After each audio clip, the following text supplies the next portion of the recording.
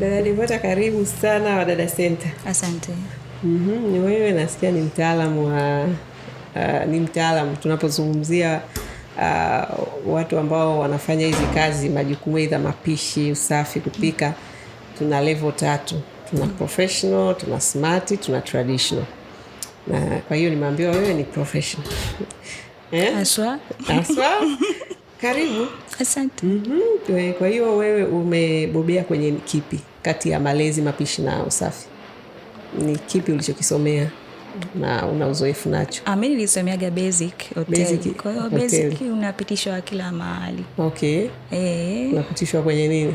Utapita front office, utapita jikoni, utapita housekeeping, utapita service. Okay. Restaurant service. Hongera. Asante. Ulisoma kwenye level ipi? Certificate, diploma au nini? Nilisha tu kwenye certificate. Baada ya hapo umefanya kazi na uzoefu? Nimefanya kazi zaidi ya miaka 10. Miaka 10. Wow. Kwenye hiyo industry ya hoteli? Kwenye industry ya hoteli. Hoteli ngapi umefanya? Nyingi. Za level gani? Level tofauti. Level tofauti. 5 star umefanya? Au hizi za ndogo?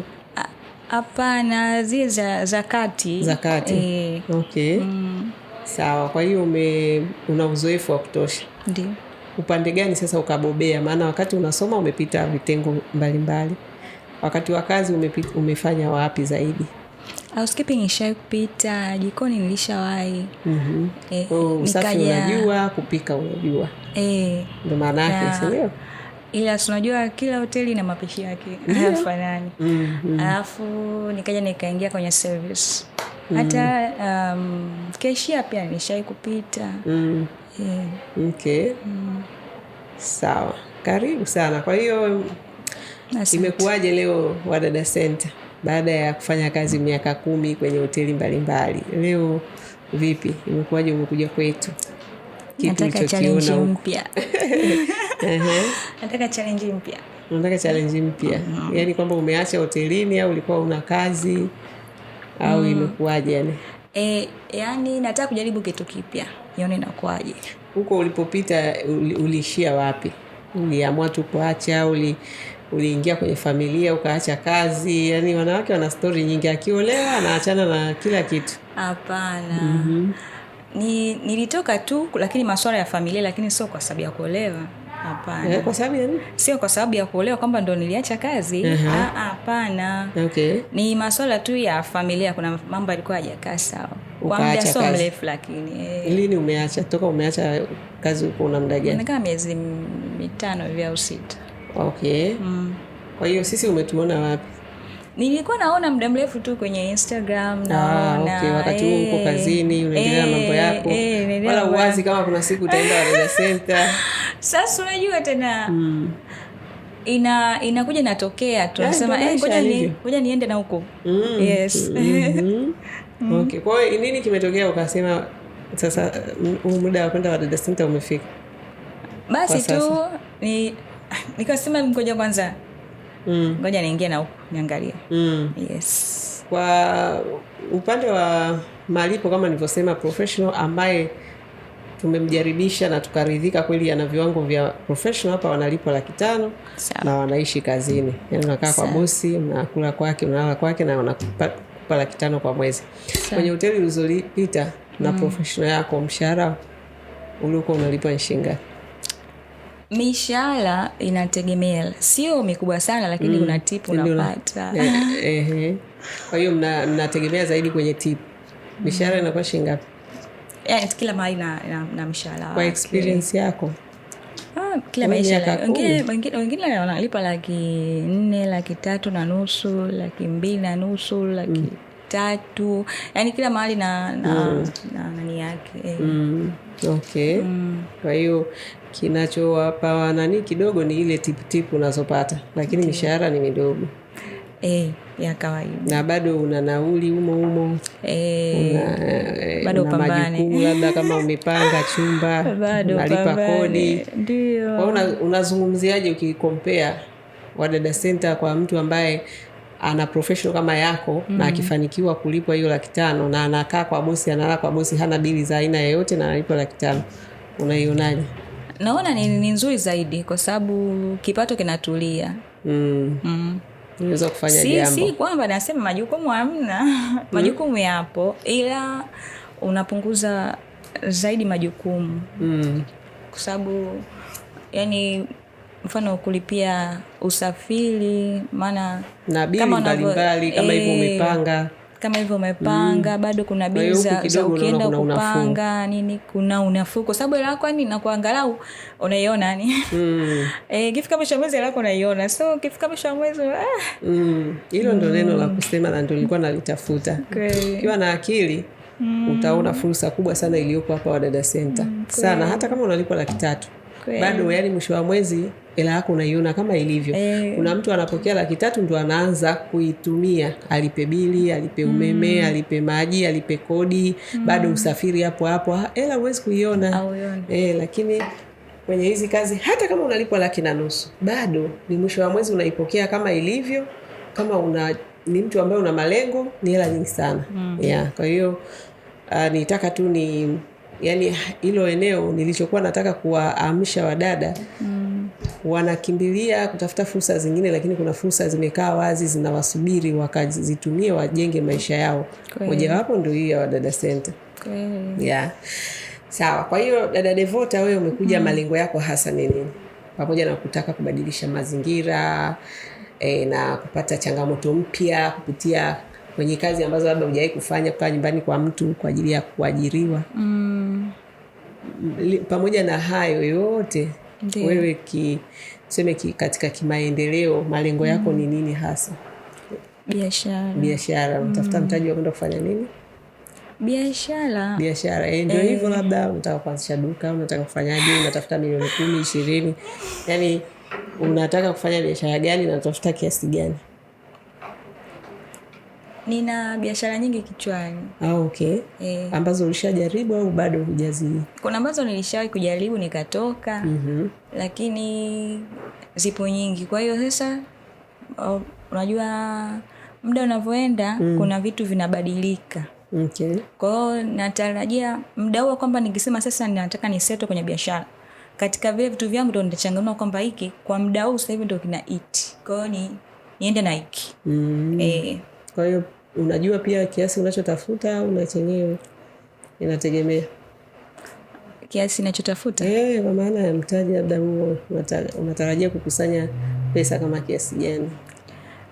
Unajua ukitaka kuanzisha biashara uwezo kukusanya tu mtaji. Inabidi utafute mtaji na nyongeza, maana biashara ni mpaka ianze kutoa matokeo. Usije ukasema eti nitegemee ile nitakayouza leo ndo bili zote nikalipe, hiyo biashara itakufa kabisa. Kwa hiyo mpaka nipate mtaji, nipate na ambacho kitakachoniweza kunimudu wakati ile biashara inaendelea. Okay. Sawa. Karibu. Hapa ni sehemu ya uhakika na sahihi kabisa ya kutafutia mtaji. Asante. Ya kukusanya pesa. Sababu kama tulivyosema una majukumu, yani ni kama unayo pia sio makubwa. Unakaa kazini, unakula kwa bosi, unalala kwa bosi, kwa hela unaiona. Kwa hiyo mimi na uhakika kama kwenye upande wa utendaji wa kazi utafanya vizuri, malengo hayo unayatimiza. Sawa. Changamoto yangu kwako, kwa wadada ambao ni wa makamu kidogo, wahenga wenzangu hivyo kama wewe, na kuona tunalingana, si ndio? Sijui. Una miaka mingapi? Mimi na 45. Wewe ndo umenizidi sana. Wewe una mingapi? Shikamoo dada. Marahaba. Napenda kweli. Wewe una mingapi? 40. 40. Okay. So changamoto moja ni kwamba wadada wakubwa hawapendi kutumwa, wanajisikia yani hawajisikii comfortable kukaa kwenye hizi kazi za kutumwa, hizi kazi za ndani yani za kutumwa. Hiyo ndio challenge tunayoiona kwa wadada wengi kwenye hizi kazi. Inapofika hatua ya kutumwa, na unaweza ukapata bosi ana miaka 20, 25, msichana mdogo tu, lakini ndio hivyo, ndio bosi wako. Sasa wewe uanze kumuita madam, uanze kumnyenyekea kama tunavyoelekezwa na neno la Mungu kwamba enyi watumwa watiini mabwana zenu, tena kwa kutetemeka. Yani ile kutoka ndani kabisa kwamba unamheshimu na unakubali kutumwa, kuelekezwa chochote anachokitaka. Hiyo ndo challenge tunayoipata kwa wadada wakubwa. Tambua kwamba nilikuwa nafanya kazi hoteli. Hoteli bibi, kuna tipu huko na huko hamna tipu. Sasa sikiliza nikwambie. Na tipu huko hamna. Tambua kwamba wateja wanakuja sio wote wanakuja ni wamekuzidi lika. Wanakuja hadi wadogo. Upo kazini. Focus yako ni kufanya kazi. Yule ni mteja. Utakiwa uendane naye na matakwa yake. Kweli. Haya, yule ni mteja. Tutaona. Yule ni mteja.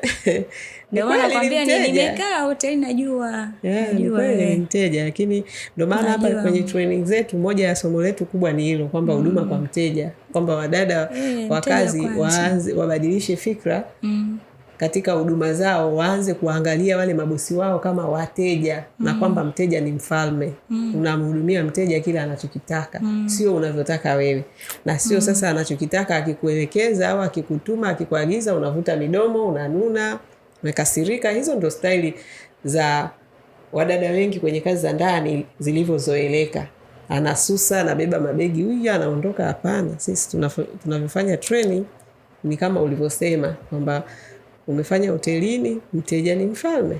Haijalishi ni mdogo mkubwa, alimradi ana pesa yake amefika pale, unamhudumia bila anavyotaka yeye.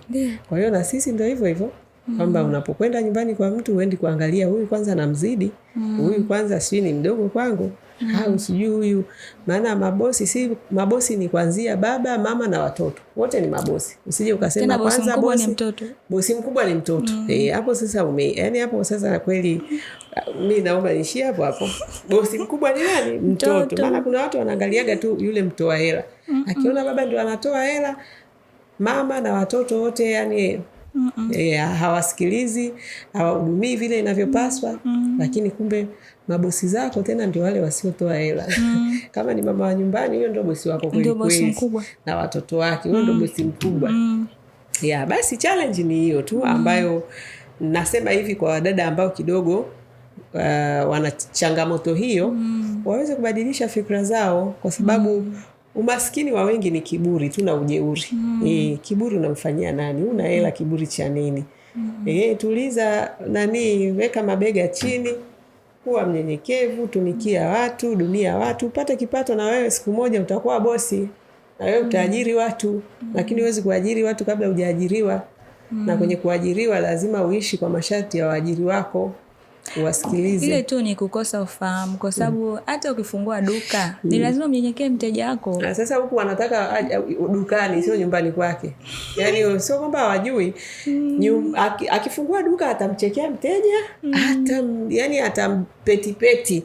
Lakini anapokwenda kwenye kitu kinachoitwa ni kazi za nyumbani, yani anabadilika kama kinyonga. Yani kule anaona kama hastahili kuwahudumia kwa bashasha, kwa mteja ni mteja.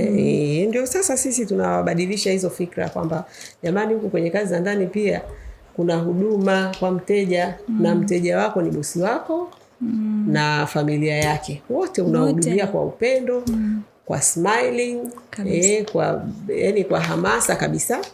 Kama unavyofanya hoteli, mtu anakuhudumia yani unasema kabisa jamani, yani mpaka unaona aibu ile kuondoka bila kumwachia chochote. Na hivyo nyumbani inabidi wewe hivyo kabisa. Sawa, dada Devota, karibu sana. Shukrani. Sasa hapa tuko Wadada Center. Sasa nafikiri mmeshaelekezwa. Tutakaa kwa siku chache za kupitishana kwenye hizo taratibu zetu. Mojawapo ni hiyo huduma kwa mteja, lakini na namna ya kwenda kutoa hizo huduma kulingana na zile feedback tulizo nazo kutoka kwa wao au mnao kwenda kuwahudumia. Tuweze kuwaelekeza, muyaelewe, yani tuwamezeshe wanataka nini. Mkisha ya meza yale, sasa ndio muende mkatoe huduma ili muweze kufanikiwa na wao wafanikiwe, waajiri wenu wao, na sisi pia kama Wadada Center tufanikiwe. Wote tunataka mafanikio, tunategemeana. Wewe ukisimama kwenye nafasi yako, bosi naye akasimama kwenye nafasi yake, na sisi kila mtu atafikia malengo yake. Sawa. Karibu sana. Shukrani. Haya jamani, karibuni. Haya. Amen.